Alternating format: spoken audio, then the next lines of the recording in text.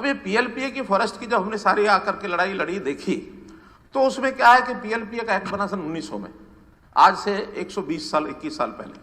और उस समय क्यों बनाया गया कि आज की खेती, आज का विकास, डेवलपमेंट कुछ नहीं होता था, जंगल ही जंगल था, या वर्षा आती थी तो वर्षा के कारण से, नदियों के बहाव के कारण से, नालों के बहाव के कारण से मिट्टी का कटाव होता था। तो एक कानून बनाया गया कि PLPA, preservation of Punjab land act, कि उस लैंड को प्रिजर्व करना है, और प्रिजर्व करना है तो कहीं से भी पानी का कटाव है तो उसका प्रबंध करे सरकार, वहां पेड़ लगाए, क्योंकि उस समय विकास का ऐसा विषय नहीं था, लैंड को प्रिजर्व करना ये उसका पर्पज था। बाद में फॉरेस्ट एक्ट बना, और फॉरेस्ट एक्ट में है कि पेड़ जो है जहां लग गया है वो फॉरेस्ट लैंड है, नोटिफाइड लैंड है, उसका एक्ट बना है, जो नोटिफाई हो जाए उसके अंदर आप कोई काम नहीं कर सकते पेड़ लगाने के अलावा। संयोग ऐसा बना कि ये पहले पीएलपी एक्ट बना तो था एग्रीकल्चर डिपार्टमेंट से, क्योंकि एग्रीकल्चर लैंड भी कटती थी, पेड़ लगाने के कारण से लैंड को रोका जाता था। बाद में इस पीएलपीए को कुछ भी सोच रही होगी, इस एक्ट को दे दिया फॉरेस्ट डिपार्टमेंट को। और जब फॉरेस्ट डिपार्टमेंट को दिया तो वहां एक गलती क्या हुई कि जितना पीएलपीए का नोटिफाइड एरिया था अंडर सेक्शन 3, 4, 5, वो सारे का सारा फॉरेस्ट एरिया मान लिया गया। और इस कंसेप्शन से जब चीजें चली आगे चली तो बढ़ते बढ़ते सुप्रीम कोर्ट तक भी पहुंच गई, और एक डिपार्टमेंट ने एक एफिडेविट भी दे दिया कि हाँ पीएलपीए नोटिफाइड एरिया ये फॉरेस्ट लैंड है। और ये आज नहीं, 20 वर्ष पहले शायद कभी दिया गया होगा। जब ये ध्यान में आया कि पीएलपीए का एक्ट जितनी नोटिफाइड एरिया है और फॉरेस्ट लैंड है, ये लगभग 40%, जो आपने भी उल्लेख किया, ये पूरे प्रदेश का 40% बनता है, और उसमें एग्रीकल्चर लैंड भी आती है। उसमें आज के जितने सरकारी, प्रदेश के, केंद्र के और इवन इंटरनेशनल लेवल के ऑफिस बने हुए हैं, वो भी उसमें आते हैं। हमारे यहाँ संयोग से एक ही इंटरनेशनल ऑफिस है हरियाणा में, और वो है इंटरनेशनल सोलर अलायंस का, आईएसए का। वो आईएसए की जो सारी जमीन है वो भी पीएलपीए के नोटिफाइड एरिया में है। जब इसको फॉरेस्ट मान लेंगे तो वहां कुछ भी नहीं। आप मैं समझता हूं कि पिछले 7 साल का अगर सबसे बड़ा कोई अचीवमेंट है तो व्यवस्था परिवर्तन का है।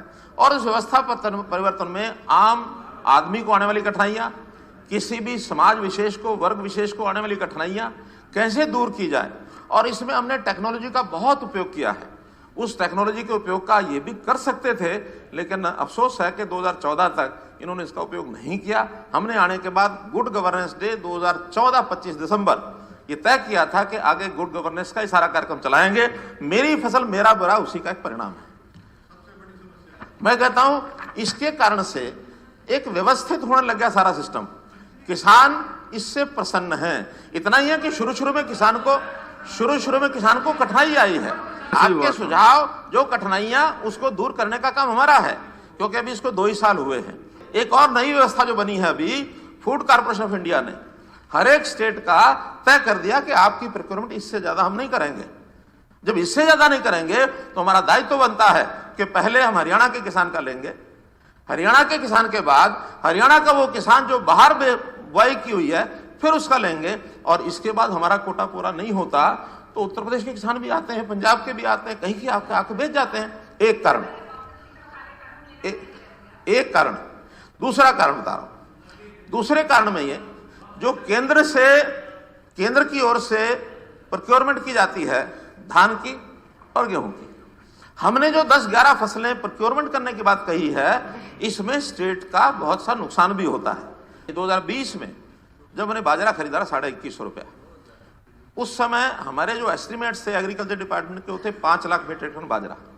लेकिन जब बाजरा खरीदा जाने लगा उस समय तो कोई सावधानी हमने बरती नहीं। बाद में ये बढ़ते बढ़ते और 7.5 लाख मीट्रिक टन खरीदना पड़ा हमको। लगभग 2 लाख मीट्रिक टन से ऊपर बाजरा राजस्थान से आके बिक गया, क्योंकि राजस्थान में 1300-1400 रुपया था, हमारा 2150 रुपया था। तो वो जो 700 रुपये का घाटा है वो हरियाणा सरकार को लगभग 550 करोड़ रुपए का ये नुकसान उस समय हुआ। अगर वो केवल हरियाणा का होता तो उसमें काफी कुछ तो हम अपने पीडीएस में डाल देते, कुछ बचता तो वो और हमारे जो सोर्सेज हैं बिक्री के, उन सोर्सेज में बिक जाता, थोड़ा बहुत 150 करोड़ का नुकसान हो सकता था। लेकिन 550 करोड़ रुपया हुआ तो केवल वो राजस्थान का बाजरा बिकने से। इसी कारण से इस बार 2 कारण थे। एक कारण तो यही कारण जो राजस्थान का मैंने बताया, दूसरा कारण वर्षा में बाजरा खराब हुआ। अब बाजरा खराब हुआ तो बाजरा खरीदने के भी पैरामीटर हैं। उस पैरामीटर पर अगर हम खरीदते तो खरीद तो बहुत कम होती, हम सरकारी खरीद कर भी लेते 2250 पर, तो खरीद तो 1 लाख 2 लाख मीट्रिक टन से ज्यादा नहीं होने वाली थी।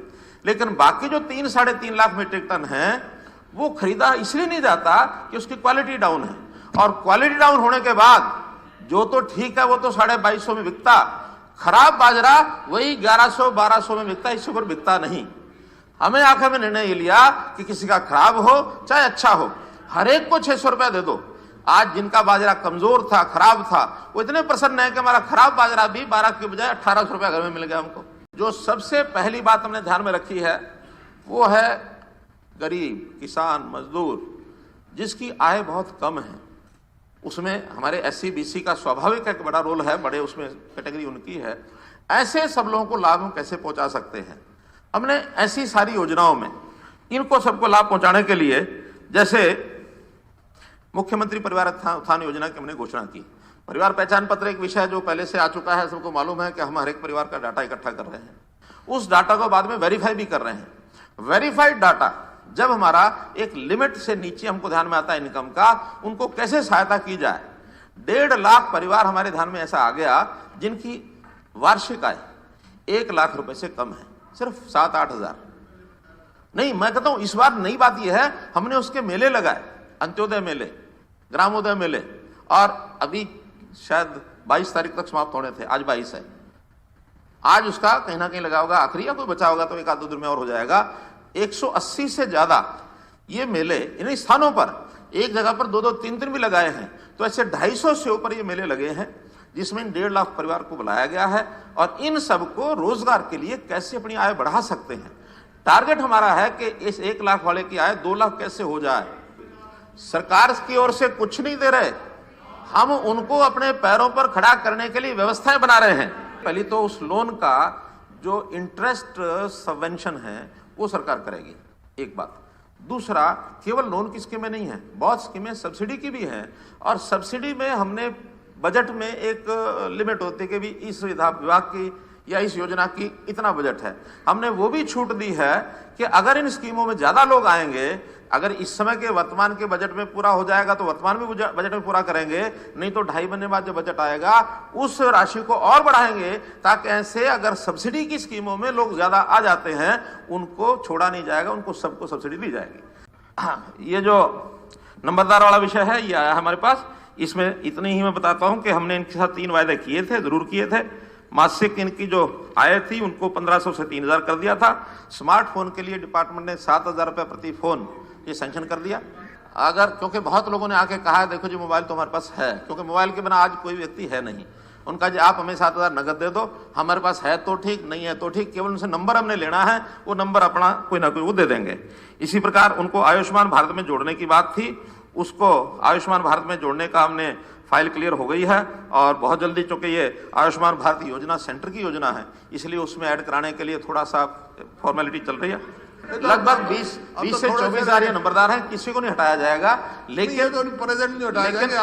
अगले लगाने का हमने कोई निर्णय अभी, सुनिए बंद नहीं, निर्णय नहीं किया। हम इसको मुझे लगता है शायद लैंग्वेज ही लिखी है, अब इसका एक निर्णय, हाँ एक निर्णय बाद में करेंगे, क्योंकि आज उपयोगिता कितनी है उसका विचार करके। बहुत प्रांत ऐसे हैं जिसमें नंबरदार है ही नहीं। अभी जो टोटल केसेस हैं, police cases against farmers, 276 case कुल रजिस्टर हुए थे। 4 उसमें सीरियस नेचर के हैं, मर्डर के हैं, रेप के हैं।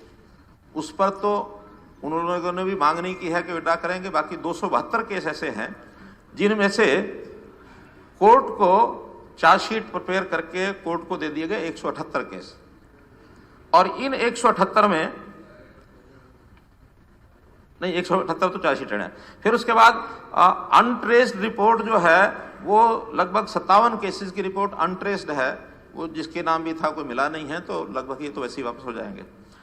8 केसेस हैं जिनकी कैंसिलेशन रिपोर्ट और अलग से पुलिस ने तैयार कर ली है। इन 8 में से 4 तो कोर्ट में फाइल भी कर दिए हैं, ये क्योंकि आज की रिपोर्ट है ये। 4 बाकी है, साथ साथ जैसे जैसे तैयार होंगे वैसे वैसे जाते रहेंगे। और 29 केस हैं जिसको कैंसलेशन की प्रोसेस में उनको डाल दिया गया है। डिप्टी कमिश्नर, एसपी मिलकर के उसका प्रोसेस कर रहे हैं। कुल मिलाकर के ये सारे केस कोर्ट वाले कोर्ट से, और जो कोर्ट में नहीं है बाकी सब एसपी पुलिस।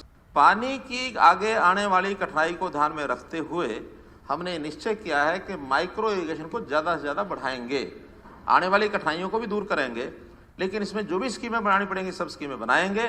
खुला जो सिंचाई का मामला है इसको ज़्यादा से ज़्यादा कैसे माइक्रो इरिगेशन पर लाएं, फसल को कम नहीं होने देंगे।